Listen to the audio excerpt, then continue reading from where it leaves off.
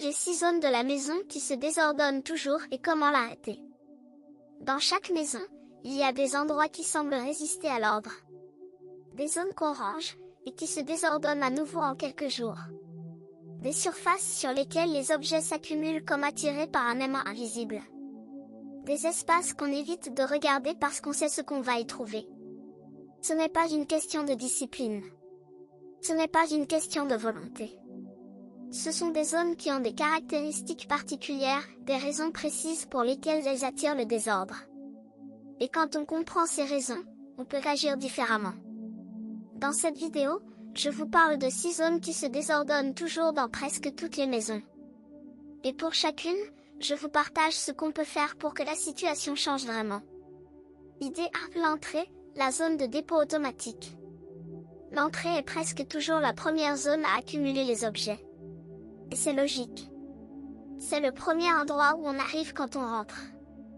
On dépose les clés, les sacs, les courses, les vestes, les parapluies. On est fatigué. On n'a pas encore décidé où tout cela va aller. Et on pose. Le problème, c'est que l'entrée n'est généralement pas prévue pour accueillir autant d'objets. Elle est prévue pour passer, pas pour stocker. Et quand les objets s'y accumulent, elle perd sa fonction première, être le seuil propre et clair entre le dehors et le dedans. La solution n'est pas de décider de ne plus rien poser à l'entrée. C'est impossible et impraticable. La vraie solution est d'organiser l'entrée pour accueillir précisément ce qui y arrive naturellement. Une place fixe pour les clés. Un crochet ou une étagère basse pour les sacs. Un espace désigné pour les chaussures. Un endroit pour les vestes. Quand chaque objet a une place précise à l'entrée, on ne dépose plus n'importe où. On range directement à l'endroit prévu. L'entrée rangée n'est pas une entrée vide. C'est une entrée organisée pour accueillir ce qui y arrive vraiment, chaque jour. Idée 2. Le plan de travail de la cuisine, la surface universelle. Le plan de travail de la cuisine est l'une des surfaces les plus utilisées de la maison. On y prépare les repas, on y pose les courses, on y dépose le courrier, on y laisse les médicaments, les clés de voiture, les lunettes.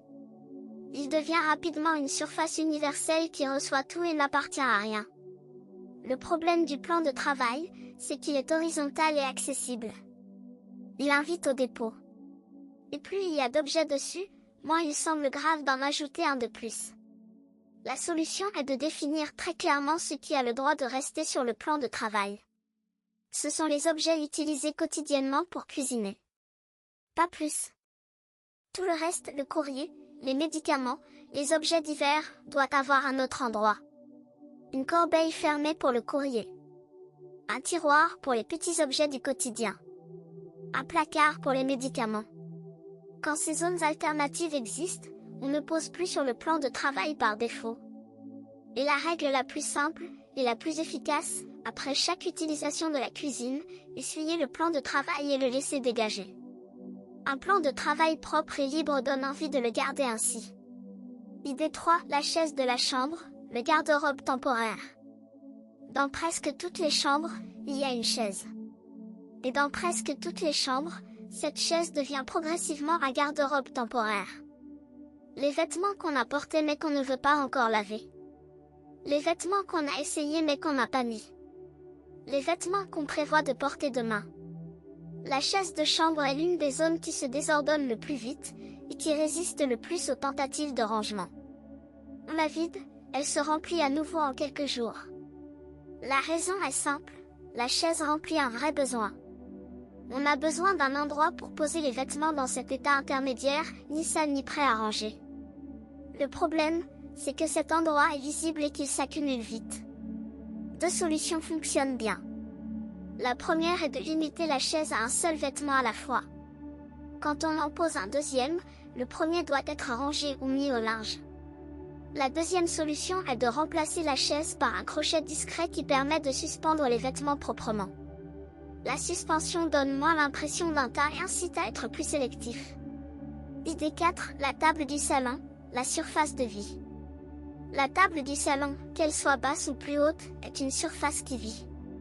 On y pose les verres, les livres, les télécommandes, les lunettes, les journaux, les téléphones. Elle est au centre de la pièce principale et reçoit tout ce qui passe par les mains en journée.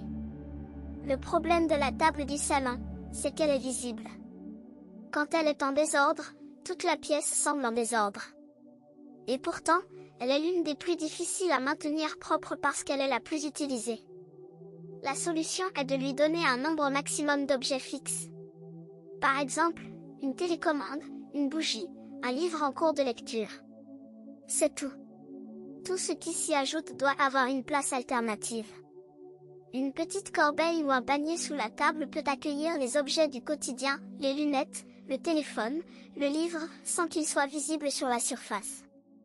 La table reste dégagée. L'espace reste aéré. Et le geste quotidien le plus simple, avant d'aller dormir, vider la table du salon de tout ce qui s'y est accumulé dans la journée. Cela prend 2 minutes. Et le lendemain matin, le salon est agréable. Si cette vidéo vous a fait réfléchir différemment à quelque chose, partagez-le moi dans les commentaires. Cela me fait vraiment plaisir de le savoir. Idée 5. Le dessus de la commode ou du buffet, la zone d'accumulation silencieuse. Les commodes, les buffets, les consoles, toutes ces surfaces hautes et visibles ont tendance à accumuler des objets sans qu'on le remarque vraiment. Un bouchon de médicaments. Une pièce de monnaie. Un ticket de caisse. Une petite chose qu'on ne sait pas où mettre. Ces objets s'accumulent silencieusement. On ne les dépose pas vraiment. On les pose en passant, sans y penser. Et au bout de quelques semaines, la surface est couverte d'objets divers qui n'ont pas grand-chose en commun. Le problème de ces zones, c'est qu'elles sont verticalement dans le champ de vision. On les voit souvent. Et quand elles sont en désordre, elles donnent une impression générale de maison mal tenue, même si tout le reste est propre. La solution est de réduire radicalement le nombre d'objets autorisés sur ces surfaces. Idéalement, seulement des objets décoratifs choisis et stables. Rien qui arrive ou parte au quotidien. Pour les petits objets du quotidien qui cherchent une place, pièce, ticket, petite chose, prévoir un petit récipient ou un tiroir dédié à côté. Ces objets ont alors un endroit précis. Ils n'atterrissent plus sur la commode. Idée 6. Le fond des placards, la zone oubliée. Les placards ont une particularité, on ne les voit pas. Ce qui est dedans est caché. Et ce qui est caché finit souvent par s'accumuler sans contrôle. On y met des choses en attendant. On y range des objets dont on ne sait pas quoi faire. Et progressivement, le fond du placard devient une zone de stockage inconscient. Le problème du fond des placards, c'est que quand il est en désordre, il empêche le rangement efficient de tout le reste. Quand on ne sait pas où mettre quelque chose, on le pose ailleurs, sur une surface visible. Et le désordre visible de la maison augmente à cause du désordre invisible des placards. La solution est de faire régulièrement un tour des placards. Pas un grand rangement complet. Juste un regard. Est-ce que ce qui est là a encore de l'utilité? Est-ce que je sais ce que c'est et pourquoi c'est là? Tout ce qui ne répond pas clairement à ces questions peut être retiré. Ce qui n'est plus utile peut être donné. Ce qui n'a pas de place ici peut être mis à l'endroit où il appartient vraiment. Des placards organisés et sans accumulation inutile permettent de ranger facilement et rapidement ce qui appartient à l'intérieur. Et quand ranger est facile, on le fait naturellement. Ces 6 zones ne sont pas des problèmes impossibles à résoudre. Ce sont des espaces qui ont besoin d'une organisation adaptée à ce qu'ils reçoivent vraiment au quotidien. Quand on leur donne cette organisation, le désordre n'a plus où s'installer. Et la maison reste dans un état agréable, naturellement, sans effort constant. Avant de partir, si une idée de cette vidéo vous a fait voir votre maison ou votre vie différemment, dites-le moi dans les commentaires. Je lis tout avec beaucoup d'attention et cela m'aide à vous apporter des contenus qui font vraiment la différence pour vous. Ce que ces 6 zones ont en commun. Ces 6 zones, l'entrée, le plan de travail, la chaise de chambre, la table du salon, le dessus des commodes, le fond des placards, partagent toutes la même caractéristique. Ce sont des zones de transition. Des endroits où les objets arrivent et repartent.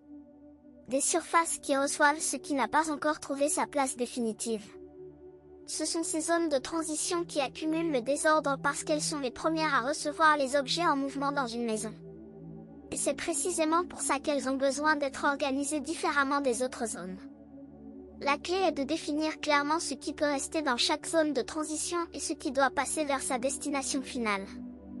L'entrée peut accueillir les chaussures et les manteaux, mais pas indéfiniment les sacs de course ou le courrier. Le plan de travail peut accueillir les appareils du quotidien, mais pas les médicaments ou les papiers. Quand on définit ces limites clairement, les zones de transition fonctionnent comme elles le devraient. Elles accueillent les objets temporairement, puis les laissent partir vers leur place finale. Et elles ne deviennent pas des zones d'accumulation permanente. L'importance d'un système qui correspond à sa façon de vivre. L'organisation d'une maison ne fonctionne que si elle correspond à la façon dont on vit vraiment. Pas à un idéal d'organisation. Pas à ce qu'on a lu quelque part. À sa propre réalité quotidienne. Si vous posez vos clés à l'entrée chaque soir, il faut un endroit précis pour les clés à l'entrée. Si vous lisez le courrier à la cuisine, il faut un endroit pour le courrier dans la cuisine. Si vous vous déshabillez dans la chambre, il faut un endroit pour les vêtements intermédiaires dans la chambre. L'organisation qui ne tient pas compte de la réalité des habitudes de vie finit toujours par être abandonnée. On revient à ces automatismes. Et les zones de transition reprennent leur rôle d'accumulation. L'organisation qui fonctionne est celle qui accueille les habitudes existantes plutôt que de les combattre. Elle crée un endroit pour les clés à l'endroit où on les pose naturellement. Elle crée un endroit pour le courrier là où on le lit naturellement. Elle crée un endroit pour les vêtements intermédiaires là où ils finissent naturellement. Cette approche de l'organisation, partir de ce qu'on fait vraiment plutôt que de ce qu'on voudrait faire, est beaucoup plus durable et beaucoup plus efficace. Sur la progressivité du changement. Transformer 6 zones de sa maison d'un seul coup serait épuisant et peu réaliste. Et le changement obtenu ne serait probablement pas durable, parce qu'il demande de changer trop d'habitudes en même temps. La façon la plus efficace d'améliorer ces zones est de commencer par une seule. La zone qui vous pose le plus de problèmes. La zone dont le désordre vous affecte le plus dans votre quotidien. Et de la travailler vraiment, complètement, jusqu'à ce que la nouvelle organisation soit devenue une habitude. Seulement ensuite, passer à la zone suivante. Et ainsi de suite. Ce rythme l'en semble moins impressionnant à court terme.